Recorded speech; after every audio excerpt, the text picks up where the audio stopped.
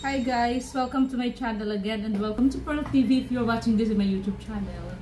And welcome back to Pearl TV Official if you're watching this in my FB page. At sa vlog na to guys ay wala akong makeup. Ano lang, very thin lipstick, yun lang.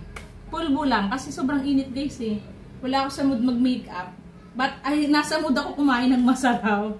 That's why I decided to make a yummy banana muffin this afternoon, okay? And as you can see, I have all the ingredients here. Okay, so ano ang mga ingredients ni Ma'am Shi guys? So ito guys, papakita ko sa inyo ang ating mga ingredients. Of course, kailangan natin ng flour, okay? We have flour. We have the almonds. Itong gagamitin ko na pang topping sa ating banana muffins para maging special siya, okay? So we have here the baking powder. I have here the 2 eggs. Okay. Sugar, brown sugar. I have here the melted butter. Okay. This is 150 grams of butter. And the baking soda. Okay. The vanilla. The salt. Konti na lang salt natin. And of course, the banana. Okay. Yan guys, oh. Banana. Overripe banana. Uubusin ko na to guys kasi bali 2 batch ang ano ko, pero pagsamahin ko na. Okay? Ang recipe ko guys ay para sa ano? Ang recipe ko ay para sa half batch to, pero pagsamahin ko na. So I made a yummy muffin last time at ni-record ko yung mga ginamit ko. So ayun guys. Naka-ready na ako guys ng 3 cups of all-purpose. Okay? So ang gagawin natin guys sa 3 cups of all-purpose kasi 1 batch dito, hindi half batch, diba? So we're going to sift, okay? So we need to have this, okay? Para i-break ang ating harina. Ako minsan 2 times ko guys eh. Tapos minsan may mga buo-buo pa siya. Ganyan. Minsan may mga dumi-dumi, kaya napaka-importante talaga guys. So ayan, kamukha niya guys. Oh, yun ang isama. So idalawa ano ko guys, sift.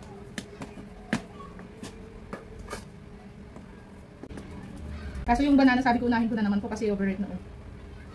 Ayan. And then afterwards guys, pwede nyo nang isabay dito guys yung ano. Baking powder. Kailangan natin ng 2 teaspoon of baking powder, okay? Hindi ako guys bumibili ng madami kasi lagi akong nasisiraan pag maraming ano. I mean, na-expired ba? Ayan. So I need 2 tablespoon, okay? Dito ko siya ano guys para lagyan na lang natin dyan, okay? Huwag yung dadamihan guys ng baking soda, ay baking powder. Saka baking soda. Dapat sakto lang.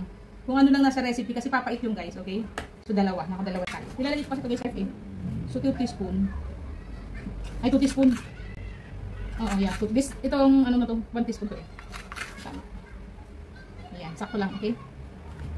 Gagamitin natin for here. Okay? Ma-ensure na mahalo-halo sila. Okay?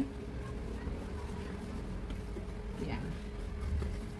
So ito naman, gagamitin ko naman to para sa wet ingredients, okay? Gagamitin natin sa wet ingredients. Kasi hindi pwedeng ginamit mo sa dahil gagamitin mo sa wet. Medyo ano siya eh. Nakalak.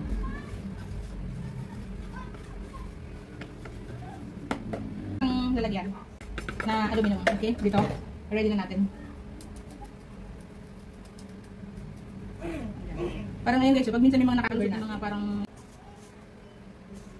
Tapos, ito na guys yung 150 grams natin na melted butter. Okay, lagay ko na.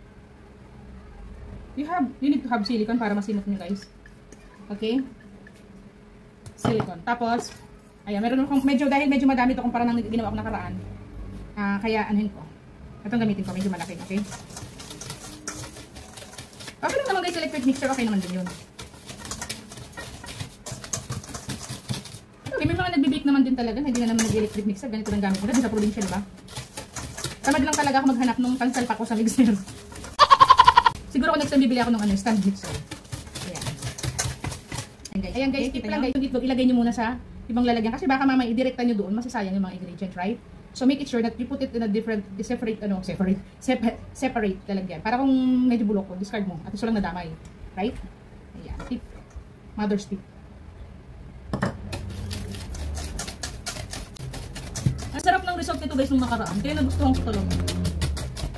Tapos pala ito guys, imamash na natin siya.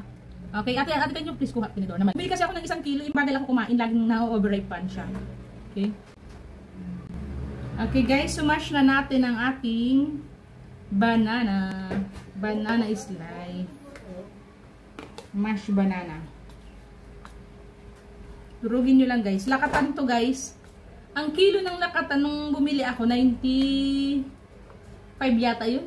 Basta binayaran ko lang 93 kasi hindi sumangkot ng 1 kilo.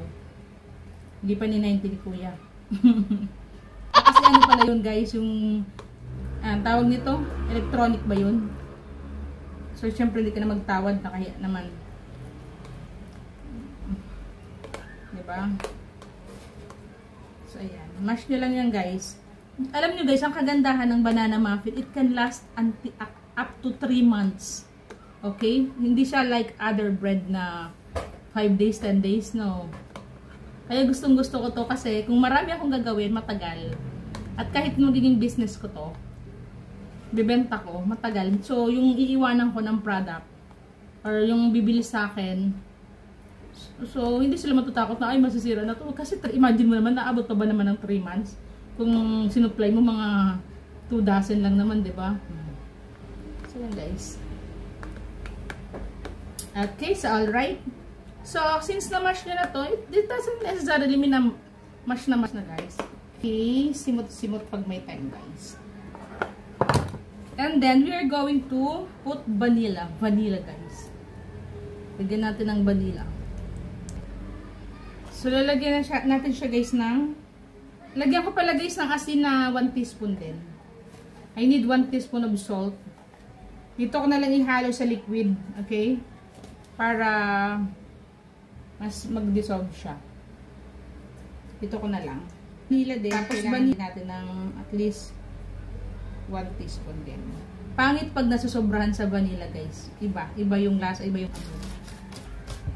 Sakto lang. Ang vanilla kasi, pampabango. So, pag nasobrahan nyo din, iba din yung ano, epekto. Ito, sa mga mag-i-start sa baking, you need to have this wire whisk. We call this wire whisk. Ayan, marami akong ganito. Dami dyan. Mga bakers din, talaga yung mga gusto seryosohin yung baking, yung business, you have to have the stand mixer, okay? So, buti naalala ko kasi plano ko din bumili. Kasi gusto kong inegosyo din talaga. Okay, so alright. So, ayan na guys. Dito na natin ihalo guys. Gradual, ibubuhos natin siya guys. Or ibubuhos or you have to ano. Okay?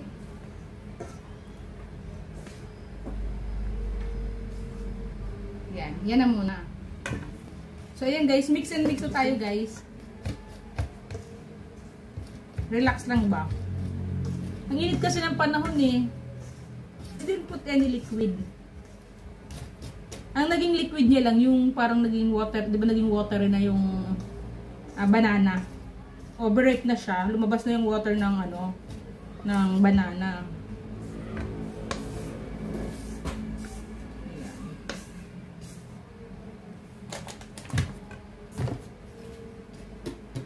Yan guys, si Ma'am Shi walang makeup.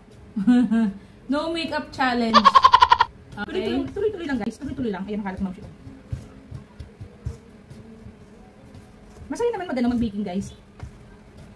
Pero sa panahon ngayon, parang kung mag-negosyo kayo ng baking, talagang yung madamihan guys. Kasi doon talaga kikita. Pero kung mga patingi-tingi, parang papagod lang kayo. Dapat maramihang supply talaga. Okay? So, ako plano ako mag-rehistro sa BIR para talagang business kong business na ba. Pero kayanin natin kasi ano tayo eh. Yan. Okay. Kalat episode. Next time ilalabas ko na yung electric mixer ko. Di para makita nyo din yung basic. Kaya yun yung purpose ko. Makita nyo yung basic kasi kung wala pa kayong mixer, diba? So ayun. Just a form of tutorial, diba? To those who want to start up. Yung mga ano. Makalat talaga siya, guys. Ayan. Gusto ko lang talaga kumain ng banana muffin. Kaya sabi ko, gagawa ako ngayon. Ayan. Nakikita nyo, guys. Tuloy-tuloy lang. Ano nyo na lang isang silicone spatula para matanggal.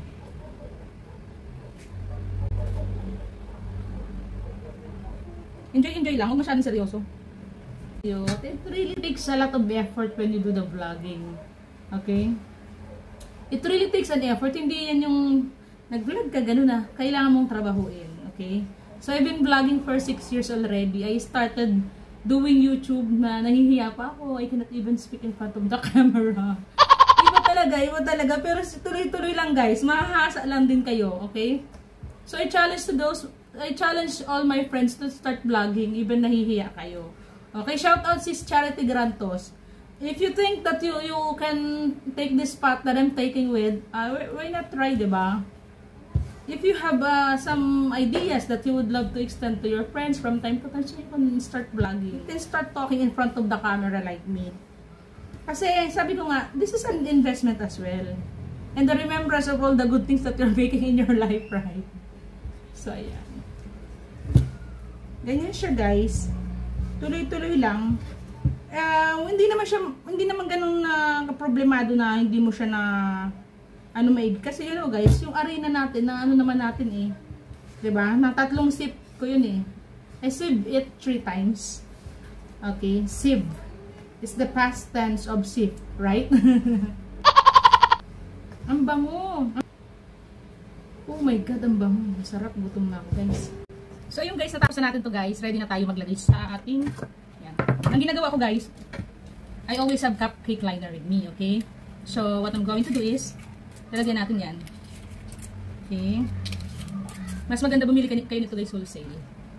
Mas mura. May nabibilan ako ng wholesale nito. Ayun, sa mga gusto matuto sa baking, keep on practicing. And if you want to, mag-experiment, you have to. Okay? Kasi matututo kayo. Doon naman ako natuto din noon eh. Okay? Sarili ko, minsan sarili yung recipe, mga ganyan. Ito mga sarili yung recipe ko din. Trial and error. Ayan. Okay, so check natin mamaya guys kung gaano kadami yung nagawa na. So, ito para siyang yema guys, oh. So, pwede mong gamitin na gamitin ng kutsara, oh, 'di ba? Siya. Magandang gamitin ng kutsara kasi pag kung anong gagamitin mo, mag-stick siya tapos mahirap siya tanggalin, na-deform din yung liner. Okay? So, look. Okay, preheating temp. So, bago mo siya ilagay sa oven, make sure that you have hit that pre-requirement, okay? So, ayan. It's like a yema, diba? Diba? Guys, as in 1 dozen. But this time, I don't know. Parang ang dami nito eh. Parang dumami siya. Tapos na sa akin yung isang batch. Gumawa ko ng 1 batch last time. 3 days lang sa amin ni Ate Shasha eh. So, eto na tayo guys. Ready for baking na. Sa oven ko 2. So, yung guys, I preheat ko na yung oven. Since ang requirement ko is 218 degrees Celsius bago ko siya ilagay. So, 10 minutes ko guys para double Wala kasing timer doon. Pero makikita mo naman sa time. Original. This is one of my oldest cellphone. I think this is already this is already 12 years to me. 13. So, but nagagamit ko pa siya and pang timer din pag nagbe-bake. Okay. So waiting na tayo guys sa oven. Lalagay ko na. Ay, yun nga pala guys, nakalimutan ko. Lalagyan ko pala guys ng toppings. Buti hindi ko pa nasasalang, 'di ba? So best pala guys, ihaano mo na din doon. Pero okay lang naman, i-dip na lang natin. Para kasi mamaya pag hindi yan parang uumbok pa rin siya. So dapat kasama siya doon. Ayan, konti lang, pwede na yan. Almonds guys, almonds. I'm putting almonds. At kahit ito naman mga durog-durog guys, pwede na siya. Para yung buo, ihalo natin doon guys sa para mamaya, hindi siya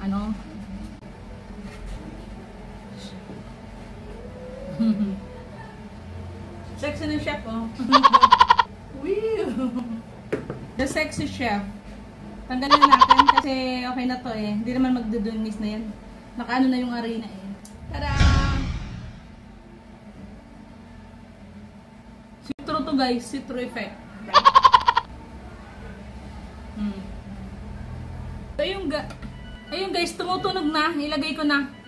I'm going to put this inside the oven. So yun na guys. Nilagay ko na siya guys. 280 degrees Celsius. Okay? So, ano lang natin yan guys, ng mga 5 to 10 minutes. 5 to 10 minutes, okay na yan. So, di ba guys, may natira pa guys. Ihalo ko na lang tong almond dito.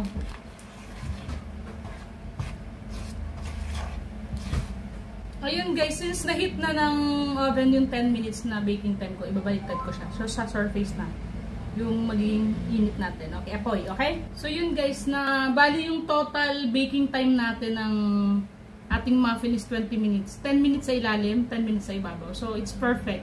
Kasi, if we will continue to let that 20 minutes run na yung input mo sa ilalim ng tutong yun. Na-try ko na yun last time. So, kasi